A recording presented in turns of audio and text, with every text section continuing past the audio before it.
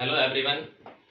आज मैं आपको रेस्पिरेटरी स्टिमुलेंट्स और एनालिटिक्स ये मैं बताना जा रहा हूँ, क्योंकि सेंट्रल नर्वस सिस्टम्स में एक पार्ट और आ गया है, एक टॉपिक और है रेस्पिरेटरी स्टिमुलेंट्स, या इसको अदर वर्ड में हम बोल सकते हैं एनालिटिक्स। आपके डी फार्मा फाइनल ईयर की जो फार्माकोलॉजी का सिलेबस है उसमें सिर्फ और सिर्फ एनालिटिक्स दे रखा है, तो एनालिटिक्स की वजह से कंफ्यूजन ना हो, क्योंकि इसको दूसरा नाम क्या है इसका, रेस्पिरेटरी स्टिमुलेंट्स। तो आज हम पहले की तरह इसको डिस्कस करते हैं। इससे पहले वीडियो में मैंने आपको एंटी कन्वर्जेंट, एंटी सीजर और एंटी एपिलेप्टिक बताया था। नेक्स्ट मैंने टॉपिक शुरू कर दिया आज रेस्पिरेटरी स्टिमुलेंट और या फिर एनालिटिक्स। तो इसमें फर्स्ट पॉइंट में देखेंगे respiratory stimulants are also called analytics. Respiratory stimulants को दूसरे वर्ड में क्या कहा है, या इसको और दूसरे वर्ड में क्या कहते हैं, एनालिटिक्स। ठीक है। नेक्स्ट पॉइंट है दीज ड्रग्स स्टिमुलेट रेस्पिरेशन। ये ड्रग क्या करेंगी, स्टिमुलेट करेंगी रेस्पिरेशन को। जो रेस्पिरेटरी सिस्टम सप्रेस हो गया या डिप्रेस हो गया है तो उसको ये स्टिमुलेट करेंगी। और sometimes use to treat respiratory failure, और कभी कभी या कुछ कभी कभी इसको इन ड्रग्स को जो हम यूज करते हैं किसमें, रेस्पिरेटरी फेलियर। जब हमारा रेस्पिरेशन फेल हो जाता है, कई सारी सिचुएशन होती हैं जब जनरल एनेस्थीसिया देते हैं, जनरल एनेस्थेटिक्स देते हैं, तो उसकी 4th स्टेज होती है। उसको जनरल एनेस्थीसिया की पहली स्टेज में उसको अनकॉन्शियस करते हैं, यानी कि उसके जो सेंसेशन है उसको लॉस करते हैं। सेकेंड कंडीशन में उसको उसकी डोज बढ़ा के थोड़ा सा और उसके चारों सराउंडिंग में क्या चल रहा है क्या नहीं चल रहा है वो सब उसका सेंसेशन खत्म करते हैं। तीसरी स्टेज में हम जो सर्जरी है उसको परफॉर्म करते हैं, लेकिन 4th स्टेज में हम उसको रिकवर करते हैं। जो जनरल एनेस्थीसिया हमने दिया है, ठीक है, उसको हम रिकवर करते हैं। अगर वो रिकवर नहीं हुआ तो टॉक्सिसिटी वो कॉज करेगा। टॉक्सिसिटी कॉज करेगा तो हमारा जो रेस्पिरेटरी जो स्टिमुलेट नहीं होगा और रेस्पिरेटरी सप्रेस हो जाएगा। हो सकता है कि वो रेस्पिरेटरी फेलियर भी हो सकता है और कोमा में भी वो जा सकता है, और फाइनली वो कोमा के बाद आपको पता है फुल स्टॉप लग सकता है, यानी कि डेथ हो सकती है। ठीक है। नेक्स्ट हम बात करते हैं स्टिमुलेट सीएनएस। ये क्या काम करेगा, सीएनएस को स्टिमुलेट करेगा। स्टिमुलेट का को हिंदी में क्या बोलते हैं, उत्तेजित करेगा। ठीक है, या उसकी जो एक्टिविटी है उसको बढ़ा देगा, इंक्रीज कर देगा।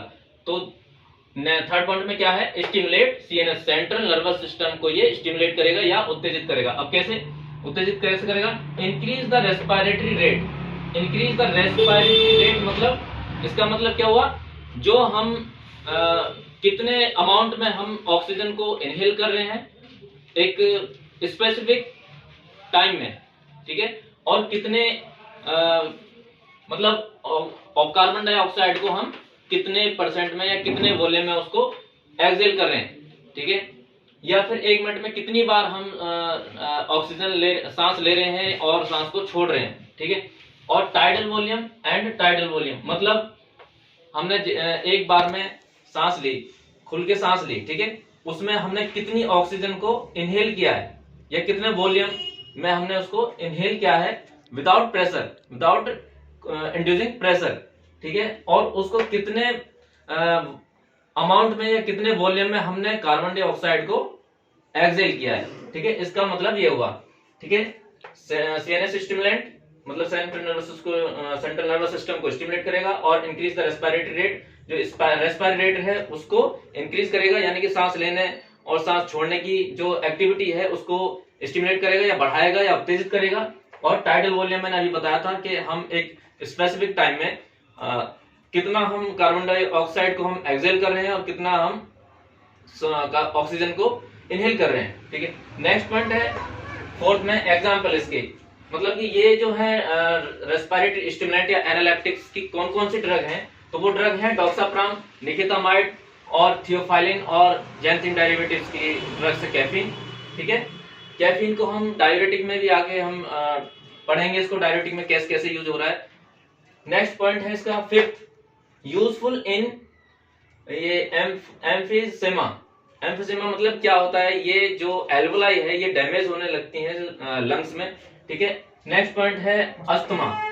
अस्थमा आप सभी लोग जानते हैं अस्थमा क्या होता है, ये दमा होता है, हिंदी में बोलते हैं इसे दमा, ठीक है। इसमें जो है जो ब्रोंक्यूल्स हैं वो कॉन्स्ट्रिक्ट होने लगती हैं, और ऑटोकोइड्स के अकॉर्डिंग देखें तो ऑटोकोइड्स में जो लोकल हार्मोन है, जो आपका हिस्टामिन्स है, वो यहाँ पर रिलीज होते हैं एज ए लोकली हार्मोन है। वो मैंने बताया था कि लोकल हार्मोन है, एक पर्टिकुलर एरिया में ही या पर्टिकुलर एक प्लेस पर ही वो रिलीज होंगे और वहीं पर वो डिजेनरेट होंगे या डिग्रेडेशन होगा उसका, ठीक है।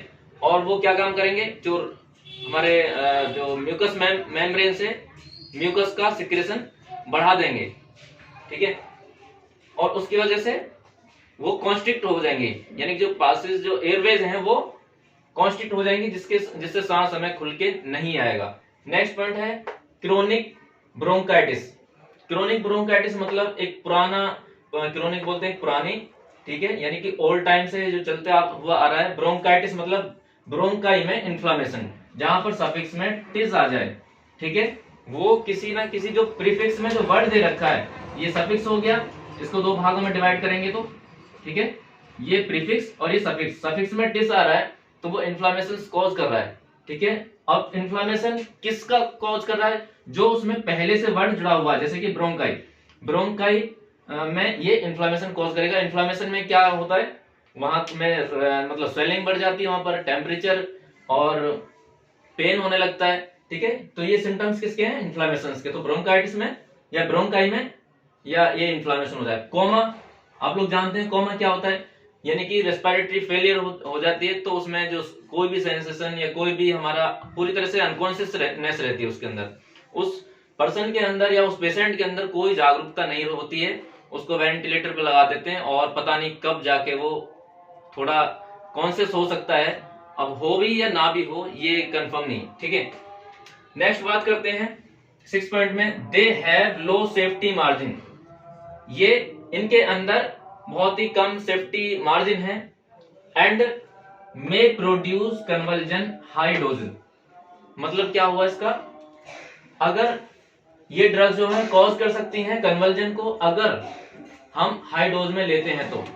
हाई डोज में क्या कॉज करेगा, ये टॉक्सिसिटी कॉज करेगा। हमने एक पहले भी ग्राफ बताया था उसका, मतलब कि एक थेरेपिक रेस्पॉन्स में कहां कहां तक मिल सकता है, टॉक्सिक इफेक्ट कहां जाके मिलेगा। अगर उसकी कंसंट्रेशन को हमने बढ़ाया तो हमें टॉक्सिक इफेक्ट मिल सकता है, और एक अगर उसकी कंसंट्रेशन अगर लो भी होगी तो उसमें हमारे जो थेरेप्टिक रिस्पॉन्स वो नहीं मिल पाएगा, जो हम चाहते हैं वो डिजायरेबल एक्शन नहीं मिल पाएगा, और हमें एक जो हमारी पर्टिकुलर डोजिंग है उसी से हमें जो थेरेप्टिक रेस्पॉन्स या डिजायरेबल एक्शन मिल सकता है। अगर उससे ज्यादा हम डोजिंग बढ़ाते हैं तो टॉक्सिक इफेक्ट हो सकता है। टॉक्सिक इफेक्ट में क्या होगा, या तो किसी ऑर्गन्स को डैमेज करेगा, या फिर रेस्पिरेटरी को फेल करेगा, बिल्कुल रेस्पिरेटरी जो लंग्स है या जो रेस्पिरेटरी के अंदर जो इंक्लूड होते हैं जो भी पार्ट हैं, वो क्या काम करेंगे, वो सप्रेस हो जाएंगे, यानी डिप्रेस हो जाएंगे, यानी कि हो सकता है फेलियर हो जाए, ठीक है। नेक्स्ट बात करते हैं डॉक्साप्राम। अब ये हमने पहला पॉइंट जो है, पहली ड्रग हमने इसको डॉक्साप्राम को ले लिया यहाँ पर। डॉक्साप्राम क्या करेगा, appears to act mainly on the brain stem। ये ड्रग क्या करेंगी, एक्ट करेंगी only on brain stem and spinal cord. अब ब्रेन स्टेम क्या होती है, जो ब्रेन का मतलब एक सेरेब्रम और स्पाइनल कॉर्ड को जो कनेक्ट करते हैं, जहां पर जैसे सेरेब्रम ऑब्लोंगाटा है, मेडुला ऑब्लोंगाटा और पोन्स, ठीक है, ये कनेक्ट होते हैं स्पाइनल कॉर्ड से, ठीक है। ये इन पर जाके एक्ट करेंगे ब्रेन स्टेम और स्पाइनल कॉर्ड पर, ठीक है। और आपको पता है सेंट्रल नर्वस सिस्टम दो भागों से मिलकर बना है, ठीक है, किस किस से, ब्रेन और स्पाइनल कॉर्ड, इन दोनों को मिलाकर क्या बना है, सेंट्रल नर्वस सिस्टम। तो ये ड्रग डॉक्साप्राम कहां पर एक्ट करेगी, brain stem and spinal cord, and increase करेगी किसको, activity of medullary respiratory. Medullary respiratory क्या है, जो मेडुला ऑब्लोंगाटा इसके अंडर में आता है, ठीक है, और जो पोन्स हैं वो भी, उनकी एक्टिविटी को ये बढ़ाएगा। और वैसोमोटर सेंटर, ये क्या है, ये जो है हमारा जो ब्लड प्रेशर है इसको वो रेगुलेट करेगा, वैसोमोटर सेंटर, ठीक है। ये भी एक ब्रेन का ही पार्ट, ठीक है, वैसोमोटर सेंटर। नेक्स्ट बात करते हैं second point, doxapram is low doses can selectively stimulate respiration. अगर इसकी हम लो डोजेस देते हैं डॉक्साप्राम की, ठीक है, तो ये स्टिमुलेट करेगा रेस्पिरेशन को। स्टिमुलेट मतलब उत्तेजित करेगा रेस्पिरेशन को, ठीक है। रेस्पिरेशन क्या होता है, जो हमारे प्रोसीजर है, जो नेचुरल फिनोमिना है, ऑक्सीजन को लेना और कार्बन डाइऑक्साइड को छोड़ना, ठीक है। ऑक्सीजन क्यों लेते हैं, क्योंकि हीमोग्लोबिन ऑक्सीजन से बाइंड होकर ही एवरी सेल से एवरी टिश्यूज में पहुंचती है, ठीक है। और नेक्स्ट बात करते हैं हम इसी के थर्ड पॉइंट में, given intravenously as an infusion. हम डॉक्साप्राम को एक इंट्रावेनसली देते हैं, जो आईवी इन्फ्यूजन होता है उसके जरिए, ठीक है। इसे जो है डायरेक्ट नहीं दे सकते, क्योंकि ये इन्फ्यूजन दिया हुआ है कि ये इसे बल्क में हम देंगे, इसे थोड़ा इसकी कंसंट्रेशन को थोड़ा लो करने के बाद तब देते हैं इसे। अब देना कैसे है, 1 to 2 mg यानी कि 1 से 2 mg पर kg पर आवर, ठीक है, या 40 से 80 mg इंटरमस्कुलर। नेक्स्ट इसका ADR मतलब एडवर्स ड्रग रिएक्शंस। तो एडवर्स ड्रग रिएक्शंस क्या होंगे, जैसे कि ये फर्स्ट पॉइंट में हमने दिया नोजिया। नोजिया क्या है, ये वोमिटिंग से पहले जो फील होता है, जैसे कि उल्टी होना, ऐसा लगता है कि वोमिटिंग हो सकती है, ठीक है। तो ये क्या है, वोमिटिंग होने से पहले जो फील होता है वोमिटिंग होना, उसको हम बोलते हैं नोजिया, ठीक है। नेक्स्ट है कफ। कफ मतलब ये खांसी, आप सभी लोग जानते हैं कफ क्या है। नेक्स्ट रेस्टलेसनेस, यानी कि एक बेचैनी सी फील होगी। रेस्टलेस मतलब ये बेचैनी है, बेचैनी की तरह ये फील होगा हमारे बॉडी में, मतलब एक चैन टाइप का नहीं होगा या फिर सुकून नहीं मिलेगा, एक बेचैनी सी होने लगेगी। ये हम डॉक्साप्राम का हम एडवर्स इफेक्ट बता रहे हैं। दूसरा हाइपरटेंशन। हाइपरटेंशन मतलब क्या हुआ, ब्लड प्रेशर का हाई होना, यानी कि ब्लड प्रेशर का राइज हो जाना, ठीक है। क्यों, क्योंकि ये वैसोमोटर सेंटर्स को ये स्टिमुलेट करेगा जब, तो ब्रेन की तरफ जो है ये ब्लड को जो है कैरी करेगा, और हो सकता है उसी की वजह से ये हाइपरटेंशन कॉज हो। नेक्स्ट पॉइंट है इसका एडवर्स ड्रग रिएक्शन में टैकीकार्डिया। टैकीकार्डिया मतलब क्या होता है, जब हार्ट बीट एक ऑप्टिमम लेवल से हायर की तरफ जाते हैं तो उसको क्या बोलते हैं, टैकीकार्डिया। और ब्रैडीकार्डिया क्या होता है, ब्रैडीकार्डिया मतलब एक ऑप्टिमम लेवल से डाउन में आना, ठीक है। यानी कि एक नॉर्मल वैल्यू से जो हार्ट बीट है वो डाउन में हो जाएंगी या फिर बॉटम की तरफ जाएंगे, तो उसको ब्रैडीकार्डिया बोलेंगे। और टैकीकार्डिया मतलब हाई, ठीक है। Next muscle twitching. मसल्स कहीं कहीं अपने आप ही जो है एक हिलने लगती है या फिर ट्विचिंग करने लगती है, उसको हम मसल ट्विचिंग बोलते हैं, ठीक है। Next useful in situation of. अब देखते हैं हम, ये डॉक्साप्राम है, निकोटामाइड है और थियोफाइलिन है, कैफीन, ये किन किन कंडीशन में यूजफुल हैं, जैसे कि respiratory depression due to hypnotic drug poisoning. Sedative hypnotics आपने पढ़े होंगे, हमने पहले भी लास्ट क्लासेस में हमने बताए हैं, ऑफलाइन क्लासेस जब चल रही थी। सेडेटिव्स और हिप्नोटिक्स क्या है। सेडेटिव्स एक ये क्या है कि कामनेस को कॉज करती हैं, ये ड्रग क्या काम करती हैं, कामनेस को कॉज करती हैं। लेकिन हिप्नोटिक्स क्या काम करेंगे, वहां नेचुरल रिजेंबलिंग और जो स्लीप है, जो नेचुरली स्लीप है उसके जैसे ये ड्रग जो है नेचुरली स्लीप को कॉज करेंगे, ठीक है। तो जो नेचुरली स्लीप ये ड्रग जो है, ये अगर हम एक्सेसिवली अमाउंट में यानी कि हम हाई डोज में अगर देते हैं तो क्या होगा, रेस्पिरेटरी डिप्रेशन होगा, रेस्पिरेटरी डिप्रेस हो जाएगा। डिप्रेस मतलब जो रेस्पिरेशन सांस लेने का और छोड़ने का जो हमारी एक्टिविटी है वो रिड्यूस हो जाएगी, लो हो जाएगी, इसलिए वो रेस्पिरेटरी डिप्रेस हो रहा है। और किसकी वजह से, हिप्नोटिक ड्रग पॉइजनिंग। जो हिप्नोटिक ड्रग जो है वो पॉइजनिंग कॉज कर देती हैं, ठीक है। नेक्स्ट है इसमें failure to ventilate after general anaesthesia. तो फाइनली क्या होगा, रेस्पिरेटरी पैरालिसिस। हमने पहले बताया था, अभी इससे वीडियो को थोड़ा जब शुरू किया था उसके बाद में बताया था, हम जब जनरल एनेस्थेटिक्स ड्रग देते हैं तो किस लिए देते हैं, क्योंकि वो अनकॉन्शियस कॉज करने के लिए, यानी कि पूरी तरह से बॉडी को सुन्न करने के लिए। सुन्न किस लिए करते हैं, यानी कि जो पेन है उसका जो आभास ना हो या उसकी फीलिंग ना हो। जब भी हम सीजर करें तो पेशेंट के अंदर जो है कोई एक्टिविटी ऐसी ना हो कि वो हाथ पैर चलाए, जिसकी वजह से प्रैक्टिकल पूरी तरह से अच्छी तरह से परफॉर्म नहीं हो। इसलिए पहले ही हम उसको अनकॉन्शियसनेस करते हैं, यानी कि उसको पूरी तरह से बेहोश कर देते हैं। तो बेहोश करने में करने के बाद एक थर्ड स्टेज में, इसकी फोर्थ स्टेज होती है जनरल एनेस्थीसिया की, ठीक है। तो थर्ड स्टेज में हम जो सर्जरी है उसको परफॉर्म करते हैं, और फोर्थ स्टेज में हम उसी जो जनरल एनेस्थेटिक्स ड्रग्स दी थी उसको रिकवर करेंगे, ठीक है, उसको बॉडी से एलिमिनेट करेंगे, जिससे कि वो अनकॉन्शियस बॉडी को कॉन्शियसनेस में पहुंचाने के लिए, यानी कि उसको मतलब उसको जागरूकता लाने के लिए हम उसको जो ड्रग्स थी, जो हमने ड्रग्स दी थी जनरल एनेस्थेटिक्स, उसको बॉडी से एलिमिनेट करेंगे। अगर वो बाय चांस बॉडी से ड्रग एलिमिनेट नहीं होती है तो कंडीशन क्या होगी? कंडीशन ये होनी है कि वो टॉक्सिक इफेक्ट शो करेगा, यानी कि टॉक्सिसिटी वो ड्रग्स कॉज कर सकती हैं। हेलोथेन है, ईथर है, थायोपेंटल सोडियम है, बहुत सारी ड्रग्स हैं जो कि हम उसको जनरल एनेस्थेटिक्स में देते हैं। अब वो ड्रग्स एलिमिनेट नहीं हुई तो वो हमारी बॉडी में अंदर ही अंदर वो टॉक्सिसिटी कॉज करेगी। टॉक्सिसिटी कॉज करेगी तो वो क्या काम करेगी? मतलब रेस्पिरेटरी को पैरालिसिस, रेस्पिरेटरी पैरालिसिस कर देगी, जिससे की वजह से डेथ भी हो सकती है उसकी, ठीक है। नेक्स्ट पॉइंट देखते हैं, मैकेनिज्म ऑफ एक्शन। इसका इन ड्रग्स का जो मैकेनिज्म ऑफ एक्शन क्या है, जो डॉक्सोप्राम हम बात कर रहे थे अभी। रेस्पिरेटरी स्टिमुलेट, ये क्या काम करेगी?